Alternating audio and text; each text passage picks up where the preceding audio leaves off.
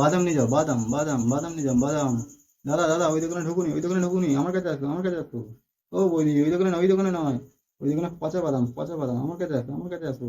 200 টাকা, 200 টাকা, 200 টাকা, 200 টাকা, আসো, আসো। এই চলো চলো ওই দোকানটা এইখানে আসো, এইখানে আসো, ওই দোকানে ঢুকুনি, এখানে আসো। বলছি দাদা তোমার কাছে বাদাম কত করে?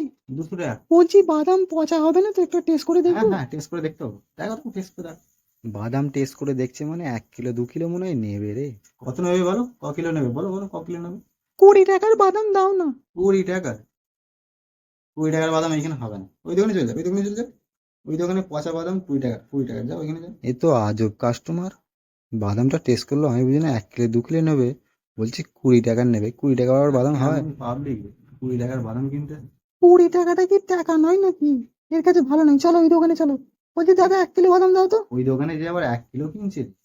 ওই দোকানদারটা একদম ব্যবহার খারাপ, 20 টাকার বাদাম চাইলেও দিল না। তুমি দাও 1 কিলো বাদাম দাও। এইখানে আসতে, এইখানে আসতে, এই দোকানে কিনি, এইখানে নিয়ে যাও, এইখানে নিয়ে যাও, এইখানে নিয়ে যাও। আজ যাবো না তোমার দোকানে, তোমাকে চেনা হয়ে গেছে। কাস্টমারটাকে তো ছেড়ে ভালোই বড় ভুল করলো, ওইখানে আবার যে 1 কিলো বাদাম নিচ্ছে।